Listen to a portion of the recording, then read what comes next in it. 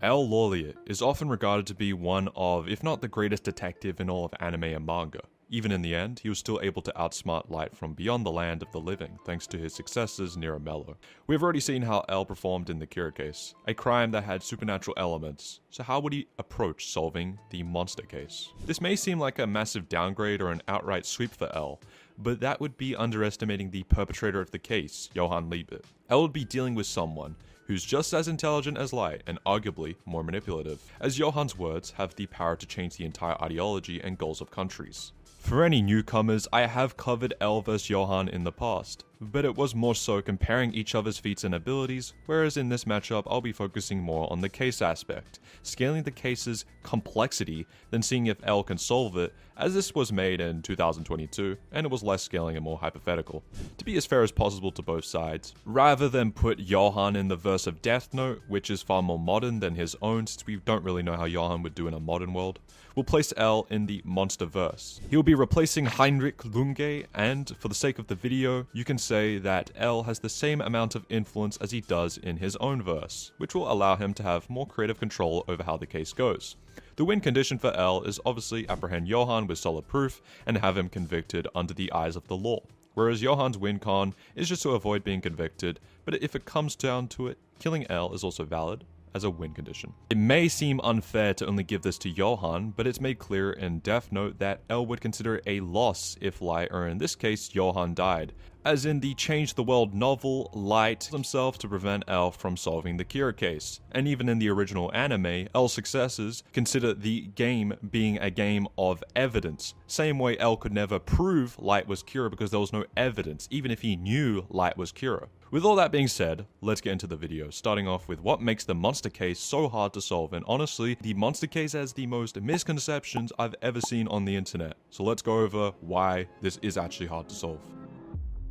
The monster case involves Johan Libert, a child born from a eugenics experiment to create a superior race of human beings that possess the necessary looks and intelligence in order to change the state of the country. The eugenics experiment, combined with being abandoned by his mother at birth, led to Johan undergoing deep-seated trauma that would mold him into the monster that he is today. He was very overprotective of his sister and would constantly murder their foster parents in fear of them letting the monster return. This continued until they end up at Czech-German border and would be found by an officer named Helmut Wolf. The twins didn't have names, but a book was found on Johan that was called The Nameless Monster. The boy in the book was named Johan, hence how Johan gained his first name, and Wolf just decided to name the girl Anna. Wolf's mistake was sending the twins to different orphanages, as Anna would be sent to Orphanage 47, though Johan would be sent to Kinderheim 511. It's here that Johan experienced the true horrors of humanity, as he was drugged, abused, and placed in a program to create perfect soldiers. Johan wanted to escape,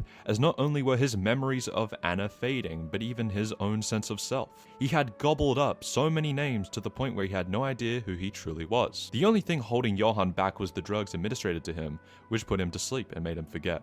But over time he developed a resistance to said drugs. He then formulated a plan to capitalize on the hatred of the orphans and project it onto the adults, which would cause an uprising, and result in 50 children and 50 instructors to fight amongst one another and kill each other. He would then meet a boy named Christoph, who he'd saved to formulate a 10-year plan with before he'd split up and find Anna. The two would travel across the country before being picked up by the Liberts, which is how Johan gained his extensive knowledge in economics, as well as his last name.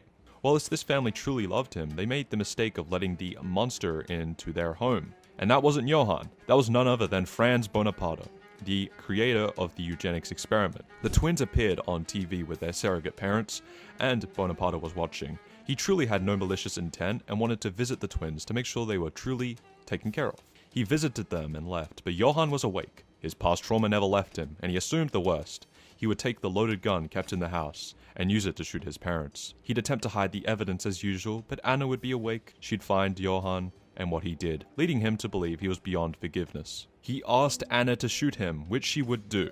However, Johan was saved by Dr. Tenma, who decided to save his life over the mayor's. Johan would repay this kindness by killing the chief officer that fired Tenma, which allowed him to advance his career. Johan would then flee the hospital, dropping off Anna to a new foster home before he'd leave to kickstart his plan of destroying the world and to be the last one remaining. He'd need to amass as much influence as possible, which he started by creating a money laundering business at the age of 15, which grew to become heavily known in Germany's underworld. However, he soon became bored with it or something, he kind of just left it, and after taking some of the money, he left the rest amongst the others to just fight each other over the wealth. He would then use this wealth to hire serial killers to commit murders, all of which were people that were related to Johan's past. But now, you'll come to understand that Johan is extremely intelligent, on a disturbing scale. He's had an otherworldly cognitive ability since he was a child, which allowed him to carry out elaborate strategies and plans to keep himself safe. But Johan's most powerful asset is his manipulation. His words have the power to kill, and they've held weight since he was a child. He's so cracked in manipulation that he can utterly brainwash a person and write the names of people in sandboxes, leading to them being brutally murdered. What's even scarier about Johan is that he's someone so admired, but yet so unknown. Nobody except the viewer, Tenma, and a few core people in the series know about his past, and anyone else is either dead or disposed of. What makes this case so challenging is that there is no sort of digital footprint, let alone a shred of evidence to prove that Johan Libert is alive and well in society. After all, there's no birth certificate or journaling of his youth, and the only sort of info to prove that Johan existed would be in the eugenics experiment, which had countless documents relating to it in the Red Rose Mansion, but Johan burned it down. He's so good at killing any trace of his existence that despite attending a local college and living in a dorm, Lunge searched the entire room and outright came to the conclusion that no human could exist in such a room. What also makes Johan so difficult to catch is the time frame of Monster, which primarily takes place in Germany throughout the late 90s. The technology back then is nowhere near as advanced as it is in Death Note. While his cameras, live recordings, and wiretaps did exist back in the 90s, they weren't nearly as efficient as they are currently. The only way that Johan's existence could be proved was through Dr. Tenma, but the fact of the matter is, Johan wanted Tenma to know that he existed. Why? Because he knew nobody else would be able to fathom such a being. As I stated earlier, Johan's goals change throughout the series. Originally, his first goal was to become the last human left standing, but this goal changes once he reads the nameless monster in the Munich library, which reawakens his long-lost memory after the 511 Kinderheim experiments where they drugged him and made him lose his memory. He then switches his goal to his true purpose and decides he's going to find Franz Bonaparte and kill him by reenacting the Red Rose Mansion massacre in the small town of Ruenheim, where Bonaparte is revealed to be staying. He would then conclude everything by committing the perfect suicide by killing anyone who knows about him or his past. This goal initially started in Germany and would have spread throughout the entire world, but he changed his goal and decided to get rid of Franz Bonaparte. The perfect suicide plan is a complex one for fans of Monster and for good reason, but you need to understand why Johan would want to erase himself from existence. He had no name, no identity. Anna was his only reference point to how a human being should feel. All he had was the story of the nameless monster, and he had to choose. Which monster could he identify with? Which monster could he deeply resonate with? The one that accepted their identity as nameless, or embraced it?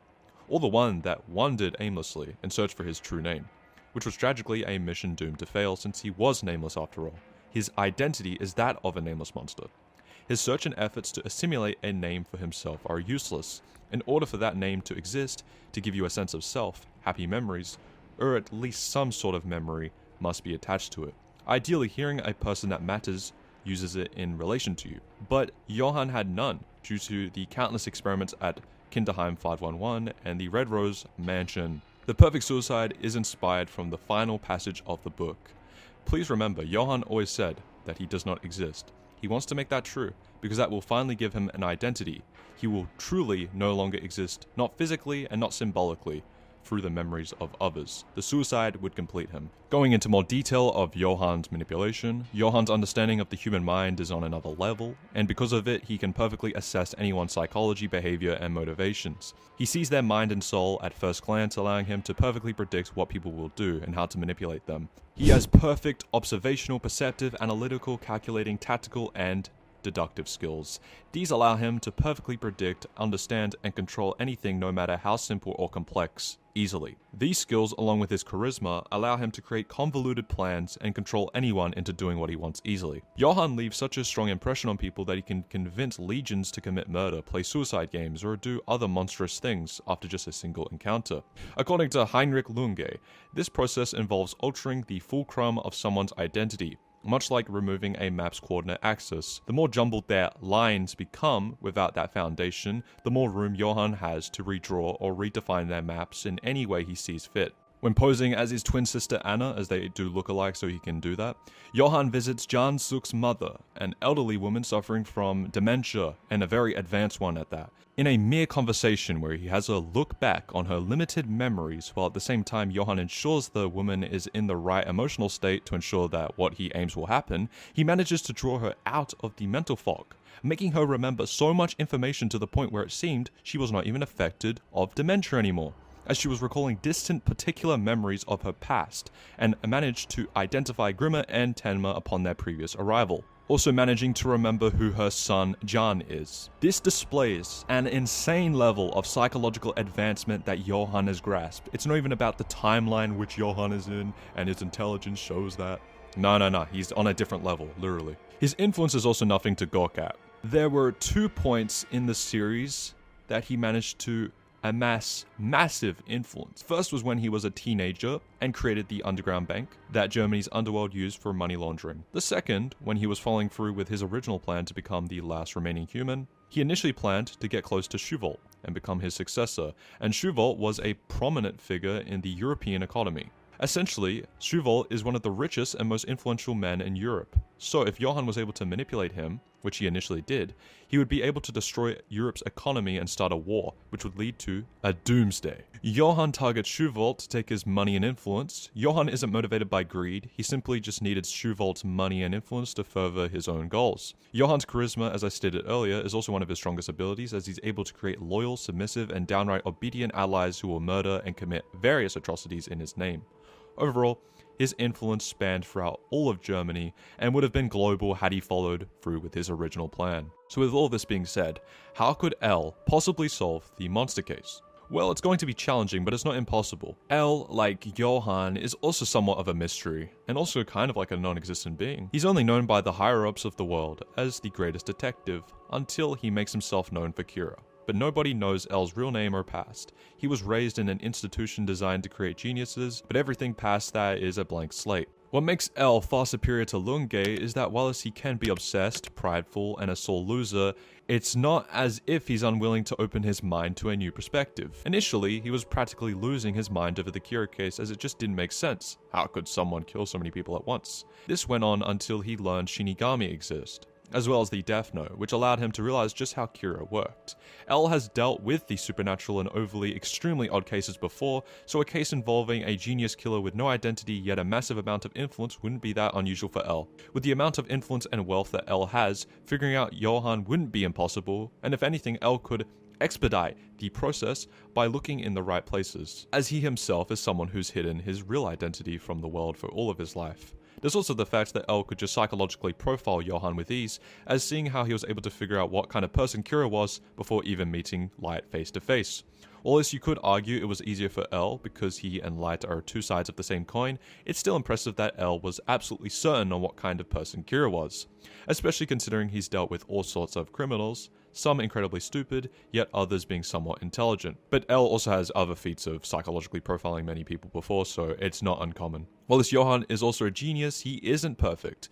There are flaws in his plan that could be exploited, and pieces found that lead to his next location, which were found by characters like Tenma, Anna, Richard, and Suk. While as you could argue that Johan intentionally left these pieces, which he definitely did, Lunge and Richard were still close to Johan's trail, both of whom were people that had no role in Johan's plan and were only considered to be a nuisance. One of these instances is which there's a flaw in Johan's plan would be the poisoning of the former Czechoslovakian secret police. Johan gave Petra the whiskey candies so that he and his associates would die, which makes sense until you realize Petra was offering those same candies to multiple different people at work, including Suk himself, the same person Johan needed for information. Johan had no way of controlling who ate the candies, in all honesty got completely lucky that his plan didn't result in the death of the guy he needed. Neither L or Light based their plans off luck, and rather based it off multiple scenarios that could occur. Sort of like how Aina Koji's planning has contingency on contingency, to the point where there's not really any gaps that can be exploited. There's also the fact that, like Johan, L isn't above using people as pawns.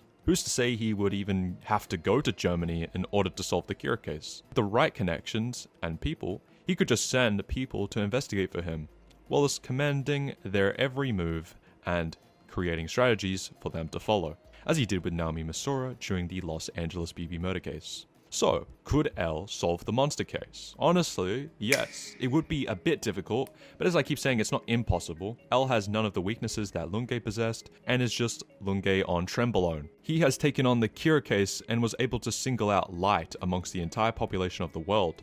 And you also need to remember that by the time L would be placed into the Monsterverse and given the rundown, it would already be made clear that the mass killings are happening in Germany. The population of Germany was around 80 million, which is vastly lower than the world population during 2002, which was 6 billion, which cuts out like 75 million people right from the get-go.